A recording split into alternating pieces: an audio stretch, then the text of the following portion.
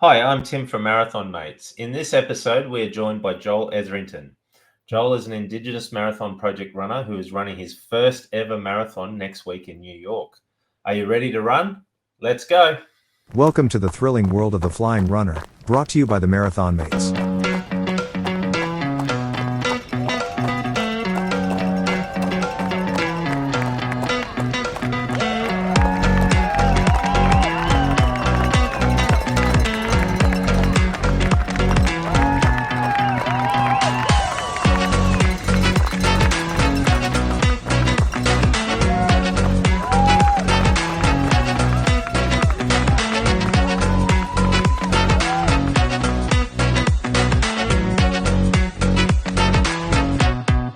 Hi everyone, welcome back to the Flying RuNR. This week we are very fortunate to be joined by Joel Etherington.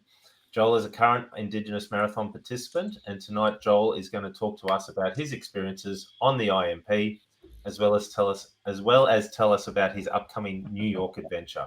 Joel, welcome to the show. How are you? Good. Thanks for having me, everyone. Really appreciate it. That's glad to have you here. Are you starting to get excited? Oh yeah, just itchy feet. Everyone remembers their first marathon. I know, Tara, you got very fond memories of your first marathon. I do indeed. The crying at the end is completely normal. And Tony, I guess you've got your first marathon as well. Was that New York? It certainly was. Wow. So you got a very similar experience to Joel. So. Absolutely. It was a magical thing, but we'll talk more about that later. Yeah. So thanks for joining us, Joel. And Tara, Tony, how's your week been? And most importantly, Tony, how's your ankle going? Mate, ankle is still not good. I'm still hobbling around as best I can. I'm hoping by the end of this week I might be able to get out and do some shuffles or something. But I'm walking a lot more normally, I guess. But she's still a bit swollen, and I've certainly learnt my lesson about getting distracted on running courses. Yeah, I know all about that. I rolled my ankle in Munich on the way home from Oktoberfest. So Did you? Yes. Yeah, I don't know if alcohol was a factor there. I do it quite regularly. I have very weak ankles and roll them all over. So I know what the pain you're going through. I know that it can be tough. My only advice is take a little bit extra rest. If you think it's right, just give it an extra day or two before you really load up on it. Yeah, I am more than happy to take a little bit of extra rest at the moment. So, but it's what a waste of a weekend sitting around with my legs up. So some people would love that, whereas I'm just thinking, my God, I just wasted it. So, but anyway, it is what it is at the moment. Yeah. So, and parkrun, Tara? Well, I was just thinking how much I'd like to sit down and do nothing for a weekend, but we actually took inspiration and got back on the trails for our parkrun this week. So we avoided Bunyaville, not because we don't love Bunyaville, because we do, but we thought we'd try a different trail parkrun. So we went to Cormorant Bay. Yeah, Cormorant Bay parkrun. Yep. Fantastic. It's got the same sort of elevation, but the hills aren't quite as sharp and the trails aren't as technical. So it was great. Did a bit of trail running. Then Sunday we got up nice and early at 4:00 after having like 2 hours of sleep and went for a half marathon run. So yeah. Nice easy run. Just another normal week, Tony. Just another long run Sunday. Hey, I've got to show off this shirt. This is my favorite finisher shirt. It's from Chicago, and it's the Goose Island Beer Company finisher shirt, which matches the Goose Island beer you get at the end of the race. And there's even a little, and for those that are listening on audio, I'm holding this up to the camera. There's a little place where you can put your finish time. So a little memento that you get back. And if you're good enough, you buy the shirt. So my favorite finisher shirt at the moment. So is that a finisher shirt for finishing the beer, or is that a finisher shirt for finishing the marathon and drinking beer? See, that is the question, because I actually wore the finisher shirt before marathon day, and Sharon said, "You can't wear that. It's a finisher shirt." I said, "Sharon, I finished the beer." So So I think I was good. All right, so it's been another busy week, I guess, for us. But I guess we're now into that time when we talk about the news. Tony, have you got the magic music this week lined up? Yes, I will. Right now.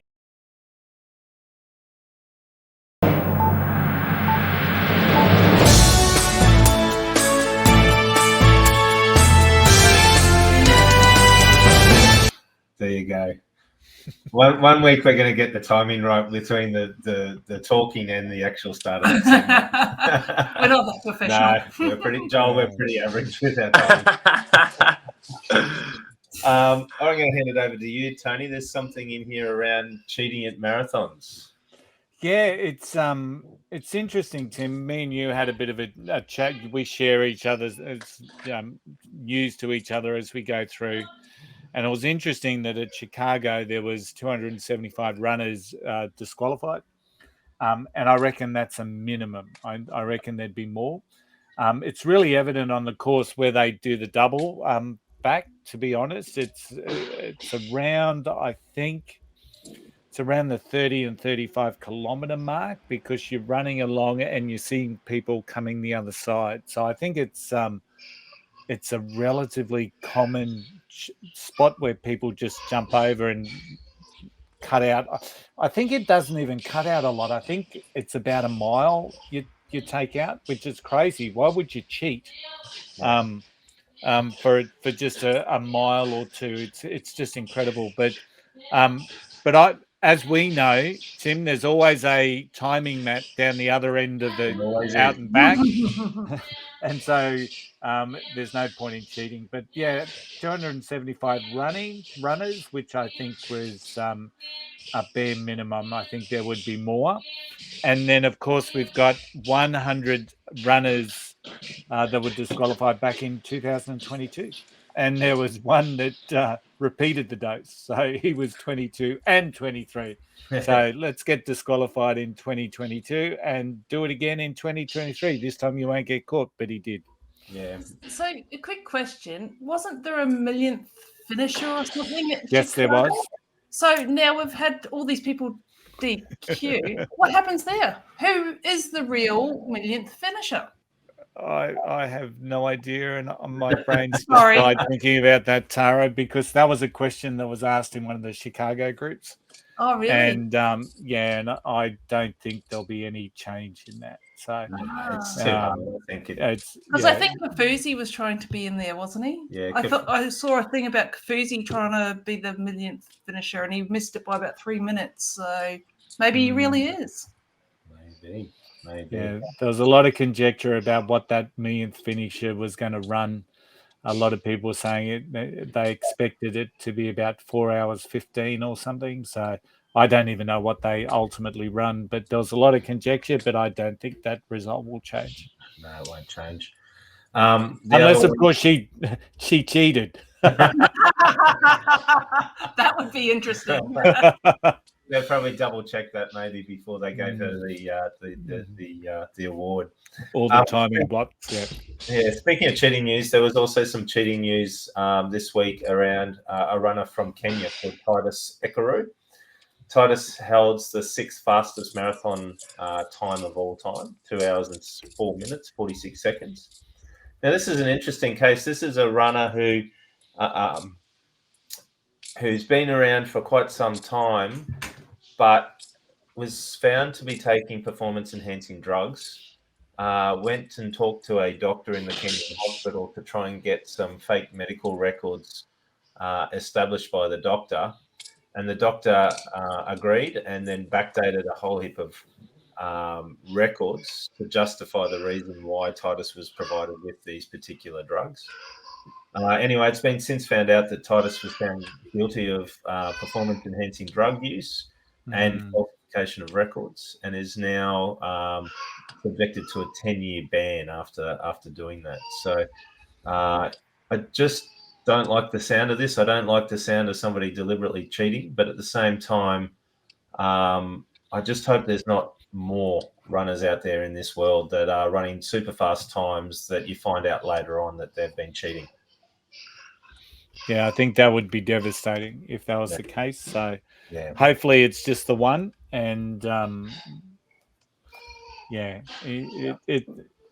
don't understand why people do it, but then again, I'm not the sixth fastest marathoner in the world who thought that maybe he was going to get an edge and become the fastest marathoner in the world. So. Well, yeah, and the events he has won, he's probably made $500,000 with that and sponsorship over the years that he's been running. So yeah, maybe that when you're coming from some of these third world countries or second world countries, $500,000 US is quite an enticement to take too. So I don't know if we can always put ourselves in the position of these runners, but I just hope it's not something that we hear more of going forward. Yeah, very much so. A little bit of chatter this week around the World Age Champs that are going to be held in Sydney this year. Yeah. And I suppose this chatter has been going ever since they were appointed as the first non-major to have the World Age Championships. There is I think it was assigned as a positive for Sydney, but I'm not quite sure if we're getting a lot of support for that out of the USA contingent. And we are seeing lots of comments of people just saying they will absolutely not be coming to Sydney unless it's a major. And even then, there's probably still a lot of people saying they're not going to travel to Sydney. So it's a little bit disappointing to see the negativity. And it's very disappointing not to see the...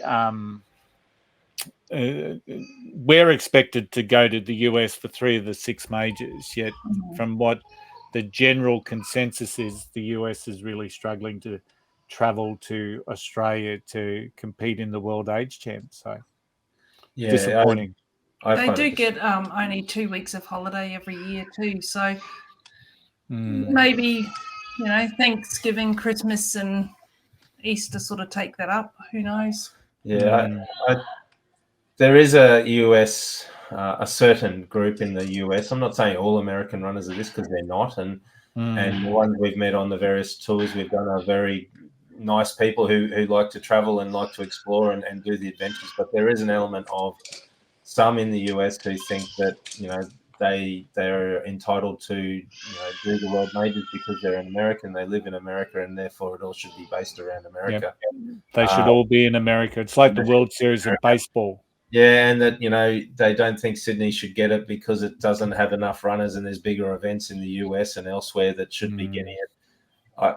I just think we just need to let it move on. It is a world thing. It's a world age group. If they don't want to attend, great. More for other runners to come into. Yep, agreed. On some good news, Sharon and I had a conversation, and I think many people have heard me say that once we've got our 6 star, I will never run a marathon again. Well, that's changed. We are now going to create what we're calling our bucket list of races. We're not going to do the things like the 7 continents, which other people are doing. We're just going to do the ones that we want to do. So First Light Marathon in New Zealand, in Gisborne. Amsterdam's one that I've always wanted to do, only because I love Amsterdam. There's a winter midnight run in Norway that we want to do. So those sorts of things. I want to do London again. I want to do Chicago again. So we're going to create a bit of a bucket list. And on our Spotify channel this week, I'm going to ask people to put in their bucket list race. So at least I can get some more choices in there as well. But one that I want to do is called the Office 5K in Scranton, Pennsylvania. So for fans of The Office, you'll know Scranton, Pennsylvania, and it's where Michael Scott and the team from the paper company work. And one of the episodes featured Michael Scott doing massive amounts of carb loading for a 5K run. And I am so stoked to see that they've actually replicated that. They do have the Office 5K in Scranton, Pennsylvania. It's in May every year, I believe. And it's a real office theme. So they all dress up as their favorite office character. And I need to make sure I've got a marathon that I can tow into that. I think it's a long way to go for 5Ks. But I guarantee the medal will be 5 times the size of any other 5K medal you've seen. They do them big in the US. Yeah, absolutely. And then Tim, just the last one. You've noted down the big backyard ultra. Yeah. So for those who are fans of backyard ultras, and backyard ultras are sort of a unique event that's come about probably over the last 10, 12 years. This is the original backyard ultra. It's where the concept started. So the backyard ultra is based on the concept of running 24 hours, running 100 miles in 24 hours, but on a continuous loop until the last person standing. So the way it works is converting it to kilometers, it's about 6.7 kilometers every hour you have to run. And at the start of every hour, you have to be on the start line to start the next loop, or next yard, they call it. And it's a last man standing concept, or last woman standing concept. This is the world championship that they're running at the moment. They've just ticked over 45 hours as we're recording this at the moment, 45 yards. And there's still about 47 runners out there running it at the moment. Wow. So almost been going for 2 days, and they've run 250 odd kilometers in that time. Actually, it's more than that. Whatever it is, I haven't done the maths. But the world record was set here in Australia in another event a couple of months ago called Dead Cow Gully. 105 loops at 6.7 kilometers. So there's a whole strategy. You go out quick and finish a yard or a loop in 30, 35 minutes and give yourself a 25-minute break. Or do you take your time with it and sort of shuffle your way through it, conserve some energy, and have a little bit less break between each of the races that you do? But there's a whole strategy around how do you fuel for a race that you don't know how long it's going to go for?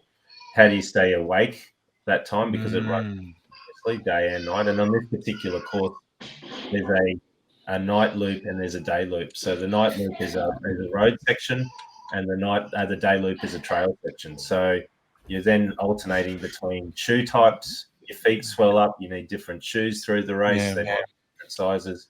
It's quite an interesting concept. So I know by the time we broadcast this on Friday, the race will be done and done, but it's a really exciting concept. And they do have them here in Australia. There's multiple races around Australia that are replicas of this one, but this is sort of the elites at the highest level. Yeah, and I'm just thinking another strategy, Tim, would be just don't do it. People say that about marathons, Tony. All right, let's talk to our special guest. So Joel, you have been so patient sitting there while we just ramble on. So back to you, Tim. That's all right. So we finished the news. So I'm going to welcome Joel. Joel lives in Aids in Campbelltown in Sydney. He's a proud Yuin, Ghani, Kurnai, and Palawa man. He works as a personal trainer at a gym and has also worked in the disability support area. He's a father of a young bub who we can hear in the background. He's currently on this year's program for the Indigenous Marathon program, and is now just 1 or so weeks away. When we broadcast this, it's about 1 week away from running this year's New York Marathon, which will be his first ever marathon.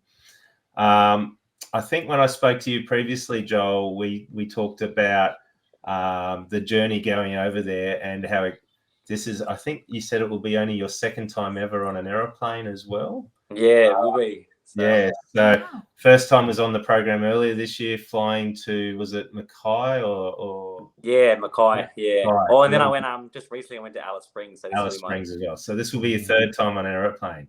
Yeah. Or third trip away. So it's a long haul flight compared to the others, that's for sure. Yeah, I've heard the same thing. Yeah. So welcome, and we're going to go ask you a few questions. But firstly, how are you feeling about next week? You nervous? Oh yeah, just so nervous. The more you talk about it, the more sweaty I get. But I'm also keen to get it finished and kind of just be at the end of that finish line. So yeah. Cool. Well, I'm going to kick off the first questions and then we'll pass them around. So firstly, as I mentioned earlier, you're a proud Yuin, Gurney, Kurnai, and Palawa man. So tell us about those people and the communities and where they're located, I guess. Yeah, so on my mum's side, we're from that Gurney, Kurnai, so they come from Lake Tyers Mission. and then slowly travelled up the coast to where we are now. And on my dad's side, they're all my mum's also Ewan, so Ewan bloodlines come up the coast. And on my dad's side, he has like Tassie bloodline and went over to Bidwell, and he stayed on so my pop was born on a lighthouse called Gabu Island in near Gippsland. So it's a little island off the coast there. And they kind of just both at the sides of the family just kind of moved up the coast and now resigned up here in Campbelltown. So a lot of like saltwater people following that coastline, and and now we're up here in Campbelltown, most of my family. So yeah. That's so for the listeners who are international that we might have, this is the southeast corner of Australia, from basically Sydney down the coast to the south and then across into Tasmania. Yeah. So coming from Tassie, coming down to the bottom of that island, Victoria, and then moving up that east coast, and obviously that south coast going up north, and then traveling that coastal line past like Nowra, Bomaderry. So we used to stay on a little mission called Geringa in Culburra, that's in like Nowra. So I stayed there for a bit, and then slowly went up the coast more and hit Campbelltown, Sydney southwest. So cool.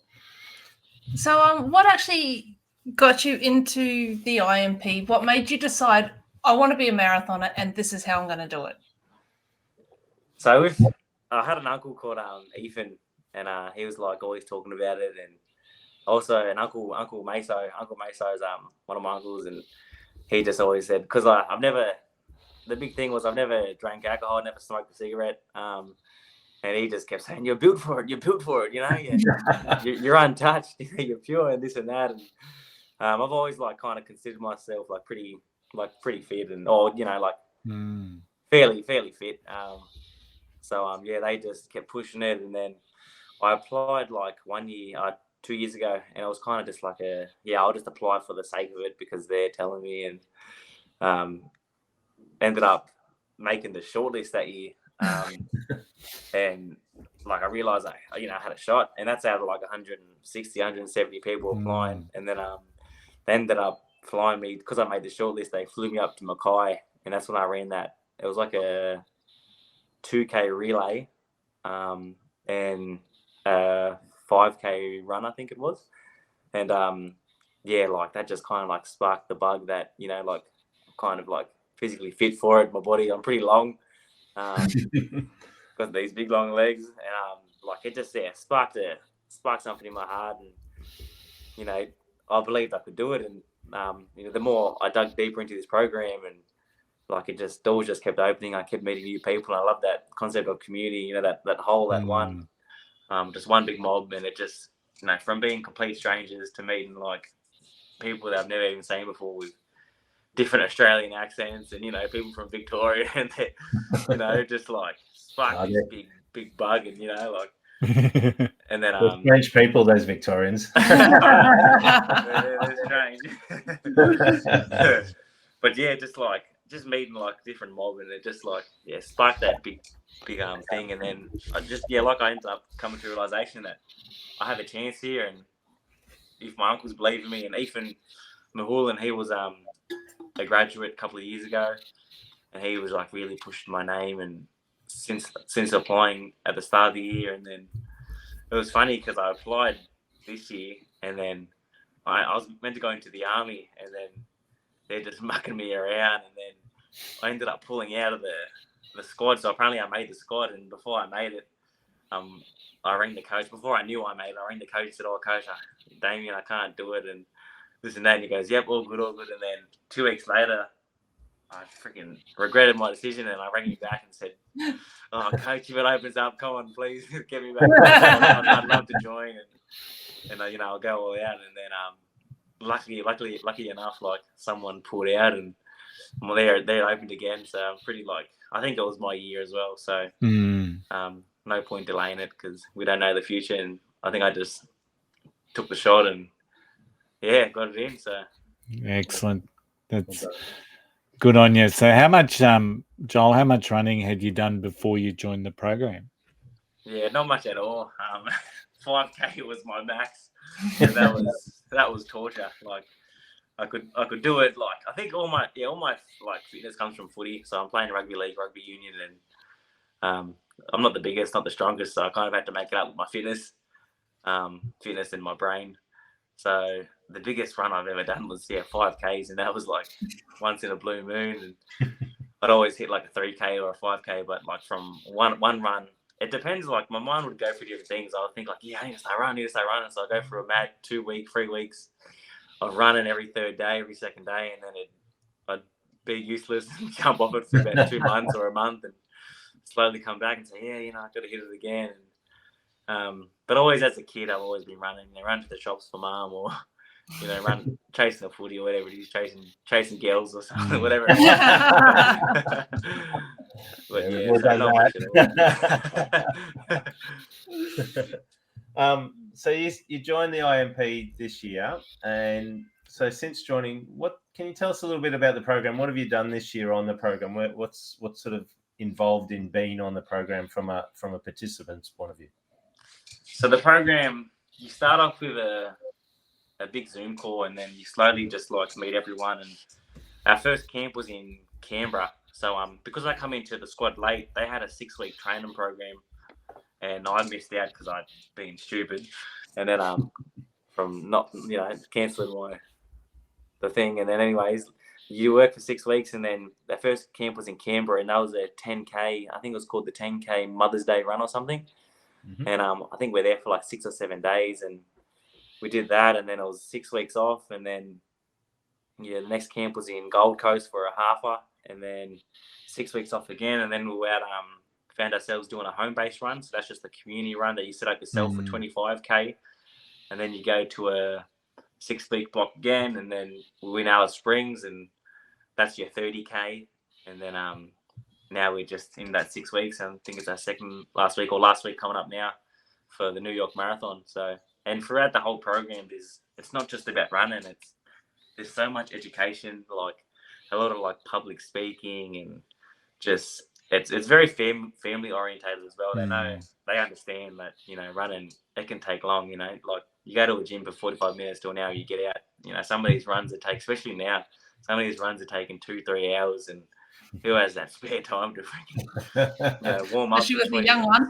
Oh man, it's been rough. So, but like it's just like pretty rough with these last things. But they're very understanding, and they really want to look after us, and they really want to give us the best experience we can by not just treating us with this ticket to New York. Like you don't even think about that. Like you got so many things to look out for and to work towards. If you don't make the cut, catch your blood, you're not getting your ticket, so the plane's gone. So you really got to work your butt off, and and also it's not just about the run. Like I said, you really got to put your head down and do the Zoom calls, and do the meetings, talk to your coach, and talk to your squad. Attend all the we get like a Cert 3 or a Cert 2 and a Cert 4 in Indigenous leadership. We also got like a first aid and mental health, and Indigenous mental health, I think it is. So you get a few qualifications along the line, and like I said, a lot of public speaking. And I remember the first time in Canberra, I don't talk, my face goes all red and that. And they got me speaking in front of, it was at the Parliament House, and they got me speaking in front of these freaking lads in suits and everything. And I was like, real flustered for that. And that was my first ever thing doing that. Absolutely. Do you find your whole personal life with what you do with everything has now changed, like your outlook on your whole everyday life? So you've been put out of your comfort zone big time from the sounds of things. Do you find that you're more confident within yourself from doing this project with your everyday life? Yeah, especially with those like public events. Like I've always been pretty just quiet, or I just laugh things off. I'm a pretty big laugher, and then like I think just getting thrown in the deep end is the only way to get through it. You know what I mean? To teach your kids to swim, you just throw them in the pool. That's the way we're taught. So I think that's the best way. You know what I mean? To be able to do a push up, you got to try and do a push up. Like it's that simple. So I think like just getting thrown into the deep end, it just kind of it's the hardest way, but I think it's the best way. And I think it's made me grow a lot, and giving me that chance to actually voice what I think and what I feel, and how to look after my community and change my community and better my community. So I think and getting that's motivation from the other IMP runners as well, or IMF runners, you would get a lot of motivation from them to, and inspiration on how you do things, I guess, as well. Yeah, for sure. Like I feed off them, like especially some of the boys like Canadian. Like we have a guy named Tigger, and he's just the old fellow of the crew, and Sebastian, and they're boys that you just look up to, and I kind of like just learn from them, and they learn off me too from all these. Like I do a bit of cultural stuff, so they we just learn off different ways, like different ways of learning, and especially like thriving off what they do and how they do it, and grabbing their energy and putting it in me, and so they're really good to learn off, and especially to motivate as well. They're always there, and they genuinely want to listen, so that's really good. So you're now at the end of your training block, I guess, for New York, and how have you found the training? And it was interesting, you were saying we did this and then had 6 weeks off, so I'm presuming that 6 weeks was back in your community doing a lot of solo work to make up with the plan. But how have you found the training, and what's been the longest run for yourself to date? Yeah, the training's rough, like. Tell me about it. Every marathoner says that. The training ain't easy. Yep. I don't even think it's fun. Like you contemplate every life choice when you're doing the marathon training. Everything comes. I remember I was doing my longest run's my 30K, and when I was doing it in Alice Springs, man, my head was just going so stupid. Like I'm running, and we all know what the brick wall is, and I ended up hitting mine at like 20, maybe 25, 26 Ks, and it was funny because I'm in the squad. I'm pretty good runner. Like I'm at the front, and then this one lad Sebastian just comes out of nowhere, and he's one of my brothers. I love that fellow, and he's just like really just I could hear him behind me, and I just kept looking back, and getting into my own head, and he's just barking me, Joe, I can smell you, I'm coming for you. And all I'm doing is laughing it off and just like, come on, bro, shut your mouth, boy. And then he got into my head, and I think that's the worst. Like, I think that's one of your most powerful things, like what can, make or break you, that can tell you to stop and you'll stop, and I was getting into my head. I had like we got one of them like things you put around your waist to put like those little things in that you squeeze into your mouth and that. Oh, the gels, yeah, the gels, and then I was like thinking in my head like, oh, this is getting heavy. It's weighing me down. It's slowing me down. I'm thinking, Carl, what are you doing to yourself? And then ends up, I was hitting a brick wall, and it was just from there. It was pretty rough, but the training in a whole, like it starts pretty good, like. After the Canberra, so that was my first 6 weeks after the 10K run, and you're hitting so you're aiming for that 21K now. So you'll never hit the 21 within that 6 weeks. I think you're always about 5 to 6K short. And the training's just it can get fun. Like it's not just constant running. You got like a pretty like long, not such a long run, but for example, for aiming for the 21Ks, you might do like a 14K or 12K. And then the next day you have like a strength session. So there's a lot of physio and strength put into it that we're lucky enough to have a physio as well. And she's a goddess named Sheena, and we had some help from Lee as well. So, then the next day on a Wednesday, you might do like a hill sprint, and then the next day might be surges, and then you have a rest day, I think 1 day rest day, and then another strength session. And then you have your long run on the Sunday. And it's slowly just like, progressively overloading with these runs, and like with your surges you kind of go hard for a bit, so it might be like 2K surges and then like a 8K run, you know what I mean? And, I love them runs because you can get so much out of it. Like you can really go hard, and then and I have a problem like every time I run my long run, I think everyone says to run fast you got to learn how to run slow. And I just try kind of like just get it done. You know, I'm never really slow. I'm always just trying to run fast. And coach was always telling me, Joel, you got to run slower. With them slow runs, just run. With them long runs, just run slow. Like, yeah. But we all just want to get it. To run slow. Yeah, exactly. But it's beneficial in the end. Yeah. And then I slowly come to realize, like, I really got to do this and, really like take the advice because they know a lot more than me. Who am I, just this black fella running, So, fresh legs running. So, like throughout the journey, you kind of just start to realize, like, what you got to do and really, really listen. You know what I mean? Open your ears. You've got 2 ears, 1 mouth. Use your ears more than use your mouth. So, Yep. And it slowly just progresses and gets it gets rough. Like the longer you get, man. Like this trainer now is just. I haven't been the greatest. I've been pretty slack, but still trying to get out there and they understand that. Like, and the worst thing is injuries too. I've had a bit of like stuff with my hemi and my groin, but not much. Like just little niggles here and there. And I'll kind of be stubborn running out and.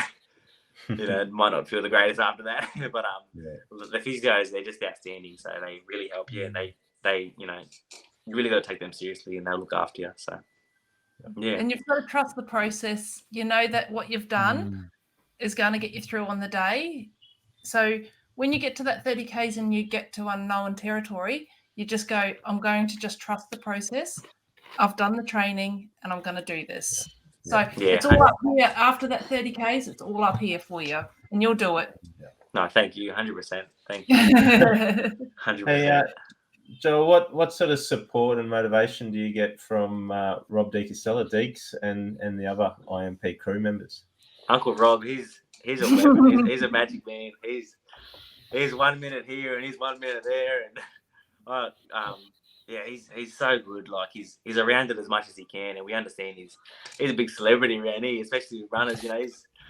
He's like Akon or Beyonce or oh man, he's someone that just sparks you, and he's got this he doesn't even got to talk. He can just look at you and you just gives you goosebumps, and because how much he believes in it. And same as our coach Damien, like so much credit to him. Like every time I look at him, you can just. When you can tell someone really genuinely cares, like, and all it takes is an eyeball, you know what I mean? You don't got to say nothing, like, sometimes on your runs, you'll get these people, come on, and just go and run your legs, and it's just like, shut your mouth. but like, this guy's just the most humblest lad, and same as Uncle Rob, like, and he really, like, he always talks about respect the marathon, respect the race, and he's, like, his favourite quote, and he's, like, did it to us, like, it's one step after another. That's all it takes. Just one leg after another. It's that simple. You can't overcomplicate it. Like one foot in front of the other. It's that broad.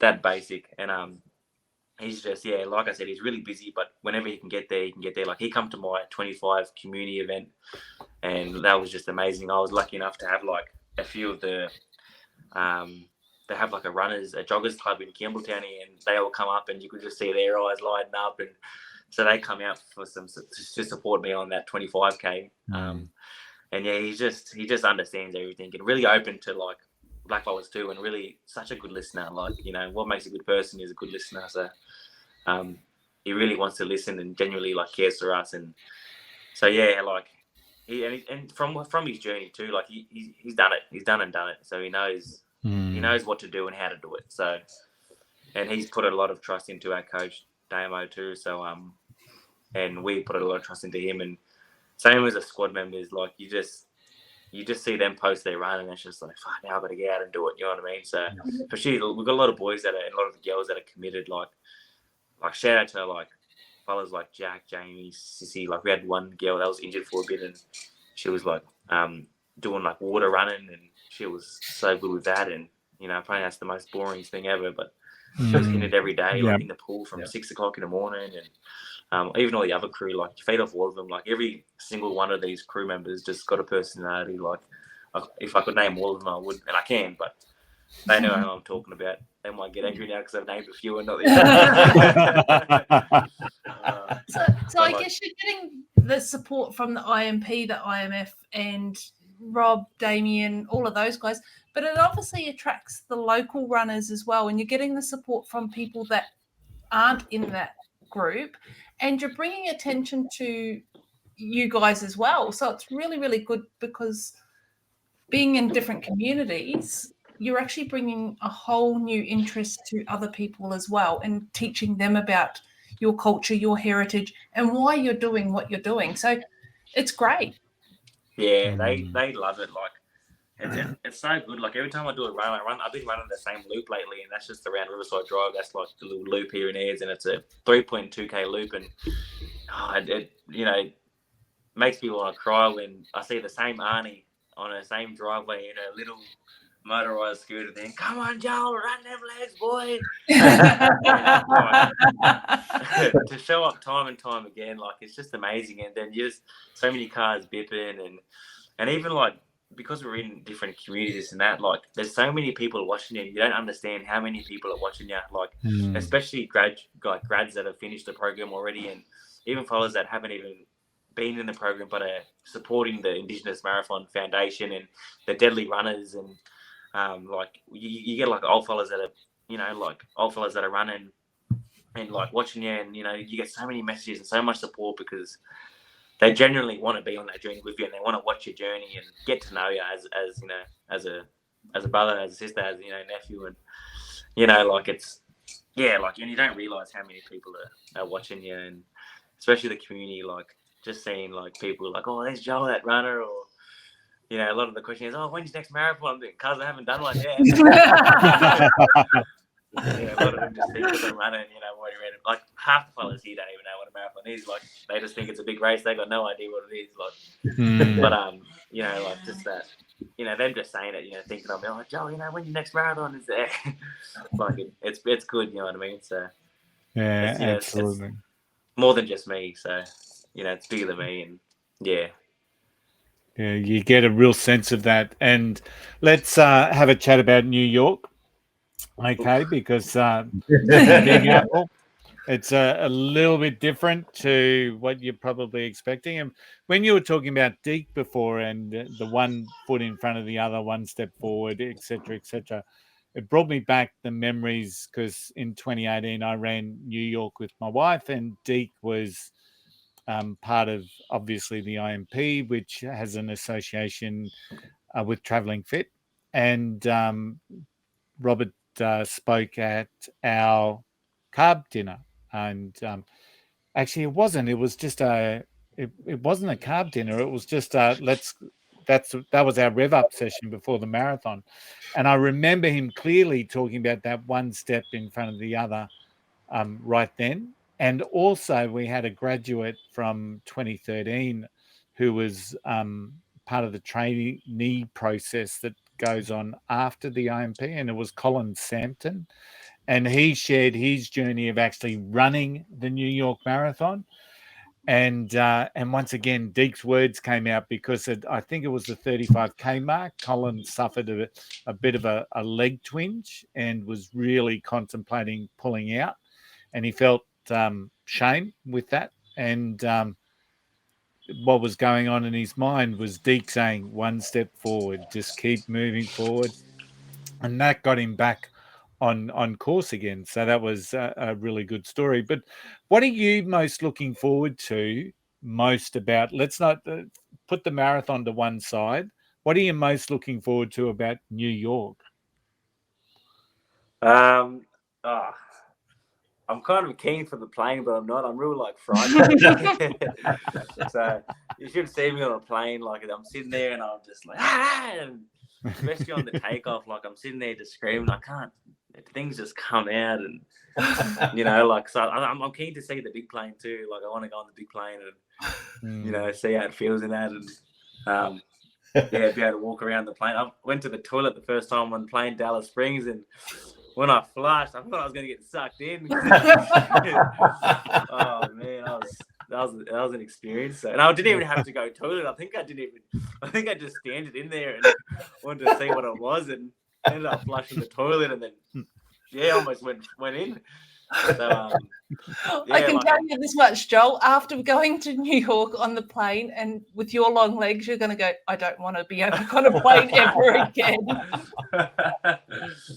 I can't wait. So yeah, a lot of the squad members saying the same thing. Like, it's gonna be a rough flight, or get up and walk around. So I'll probably run laps in there or something. Make sure you get an aisle seat. And I'm keen for the big buildings. Like, I've seen pictures, and like Alicia Keys singing that New York song. Like, I'm sure it's something like that in the movies. And I just want to be able to like just look up. And I think I'll just face will just be a big smile and all teeth. And I'm keen to listen to their accents too, and see how them fellas, and see like just see the diversity over there, and what life's really like. Does the media portray it as the way we see it, or so I'm really keen for that. And just having the opportunity to go on a plane and go to New York. Like, none of my family's been on a plane. My nan hasn't been on a plane. My pop, my dad, none of my brothers have been on a plane. Like, I think that's the biggest thing I'm excited about, being able to go on a plane and go to a different country. So, like, my family hasn't left the state. I don't even think they've left the community. The longest they've been is probably Wollongong. That's like an hour away. So, I'm really blessed and grateful for this opportunity. So lucky to have this opportunity come to me, and Absolutely. You'll be doing your family proud. You'll be doing you proud. You're doing the right thing, like what you want to be doing. So that's great. So I guess with your strategy, you've got the long plane ride, as we all know. What's your strategy prior to the race? Are you going to go out to a shakeout run when you get there, or what is happening? Before the race, like, I'll try and eat right, and then I'm really trying to get my head around these gels. So I've been pretty stupid or stubborn, and just like thought, I'm blackfella, I can do it without it. But that's probably why, like, my body's been aching, and like after my 25k, man, I was wrecked. Like, and the same as a 30k, like, but I ended up having them on the 30k, and I felt a lot better the next day.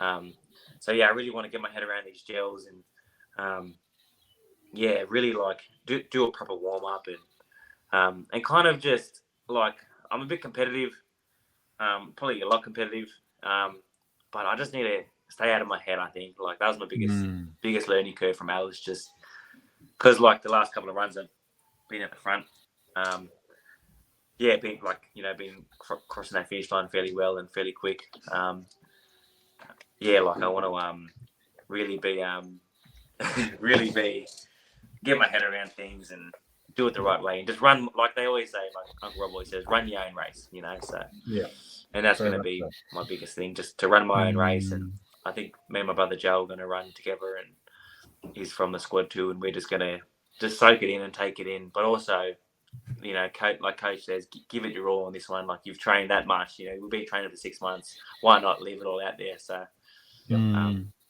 really go hard. Like, I really like to start fairly hard. Like, I'll be running about, I think, like 4-minute 40 paces, 4-minute 30 paces, and then, but I might, try and dial it back, be a bit smarter, and just for the longer run. But I think that's going to be my biggest thing. Just stay out of my head, because that's what can destroy me. So I did the same in my first marathon. I thought, I'm feeling bulletproof. I felt really good.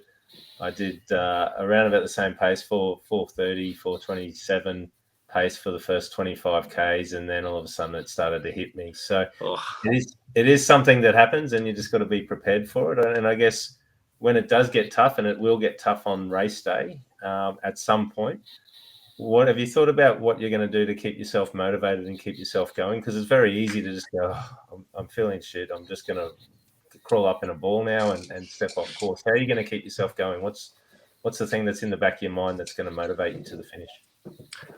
Yeah, so before we run, we always they always give us the right things on our hands. That's like this big ritual they do, and I've wrote the same thing from day one. It's my mum, my family, and my community.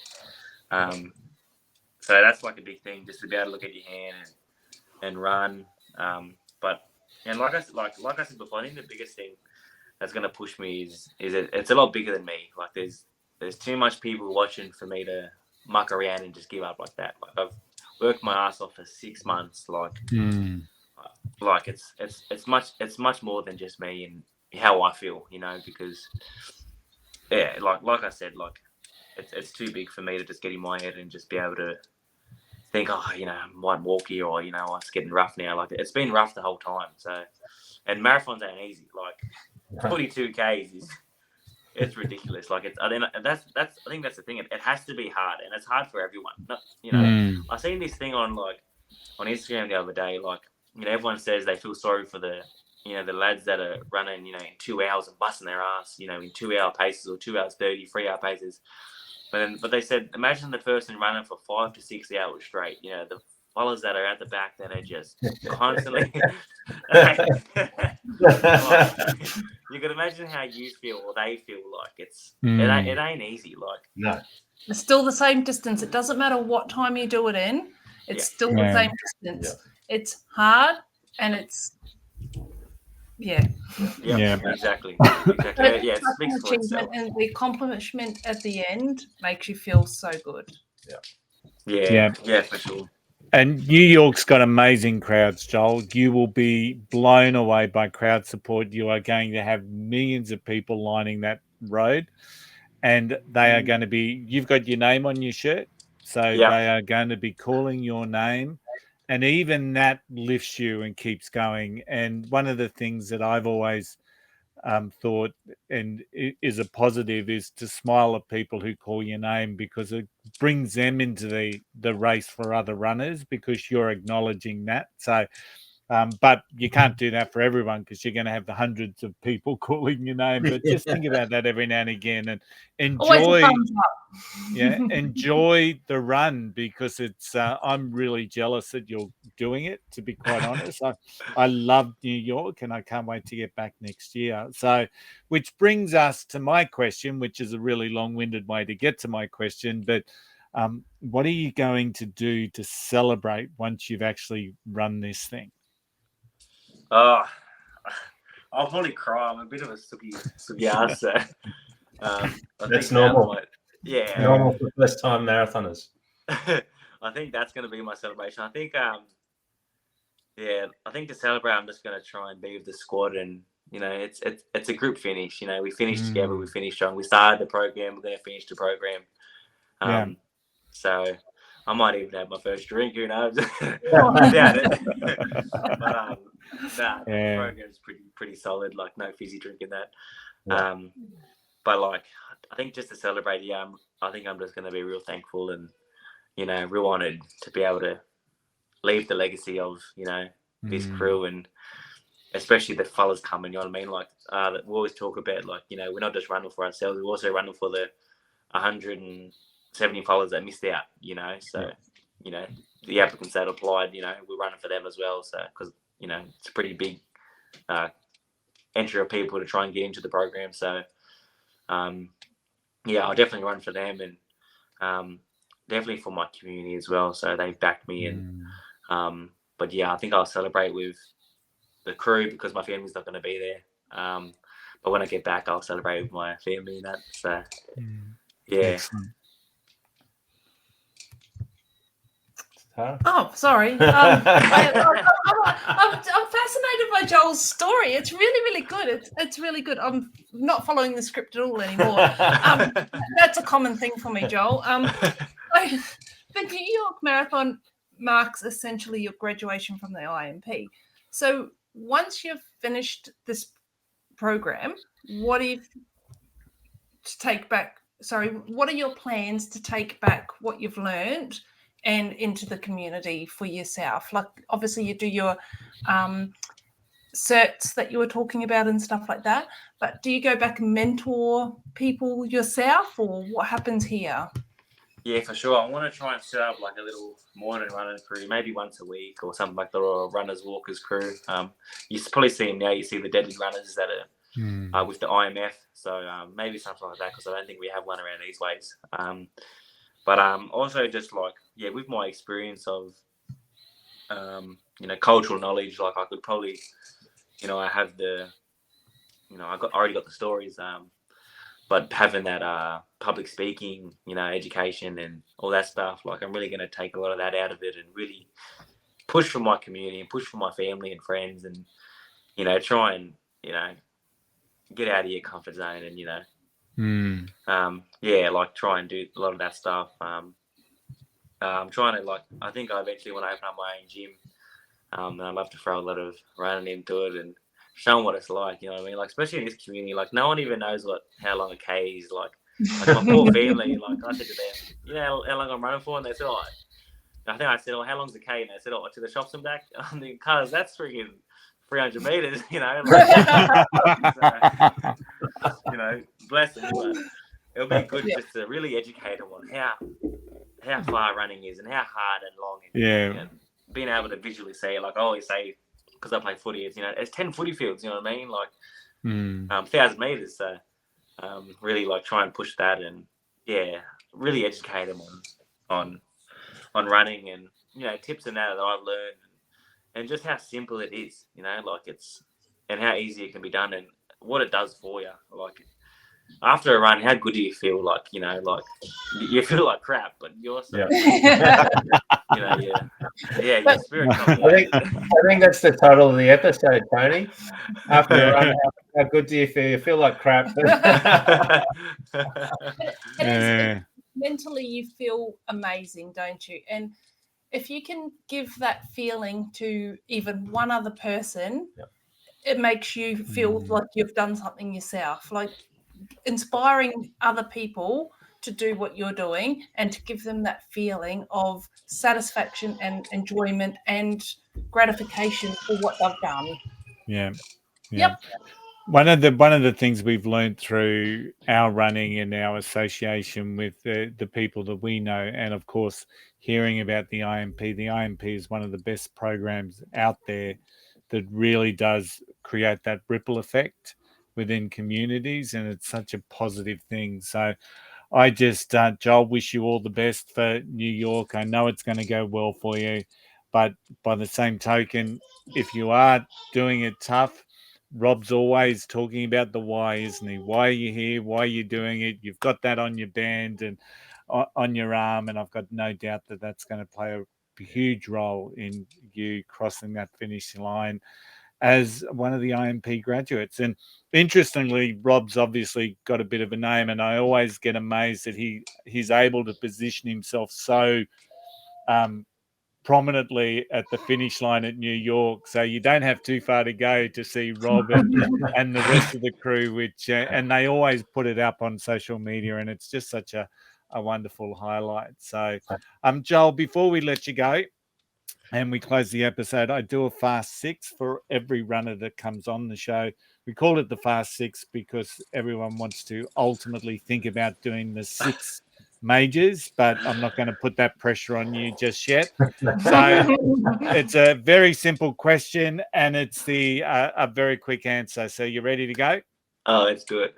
All right. So podcasts or music?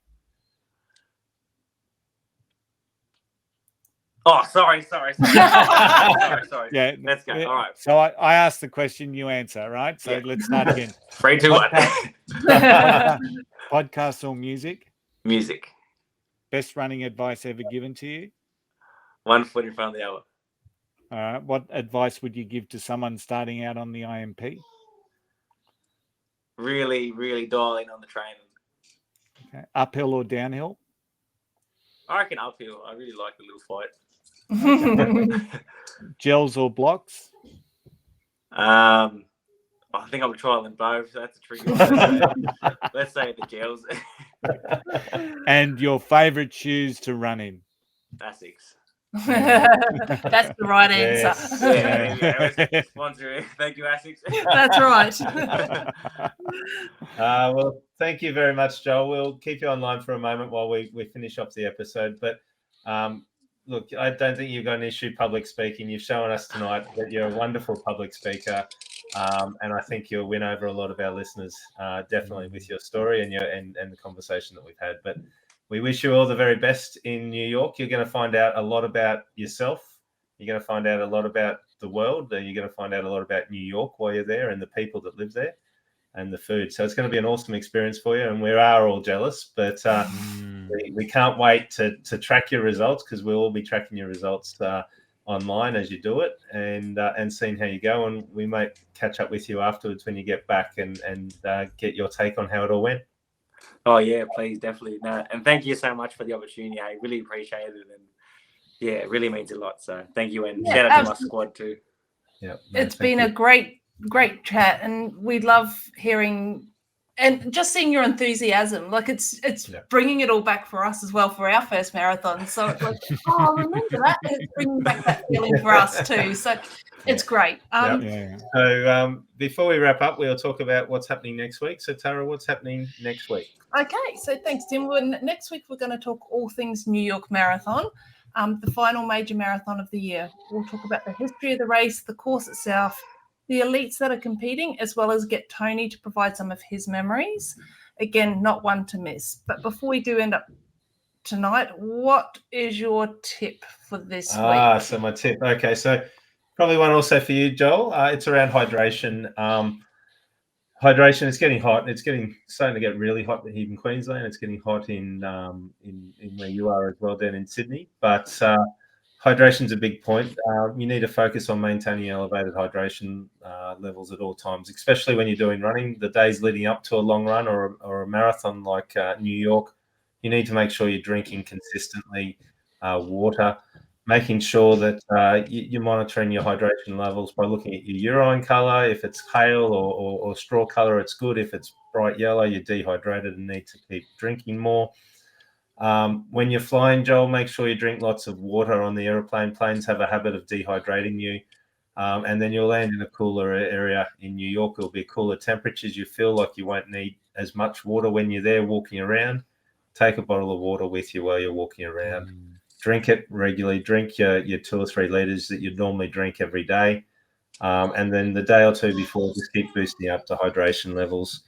Take small sips, and nothing that you need to worry about, but avoid alcohol as well. And dehydrating foods. So salty foods, fatty foods will lead to dehydration as well. So don't eat your big pizzas and your big fish, big chips and burgers. You can eat those, but just drink a lot of water with them rather than, avoiding it. So that's probably my big tip this week. And when you're running, just make sure that you're sweating so that you're not...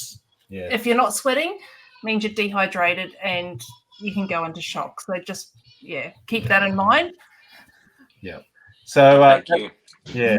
So that wraps it up. So once again, Joel, thank you for joining us. We've had an absolute ball listening to your story, and I am fascinated to hear how you've got to this point, and we're excited for you, mate. We want to see you do really well in New York. So get there, focus on the plan, focus on that why, one step after another, and you're gonna smash it out. No, thank you. Appreciate it. That's it. So that ends our show tonight. We hope that you've enjoyed this episode of the Flying Runner. If you did enjoy this podcast, please like and subscribe wherever you listened or watched this episode.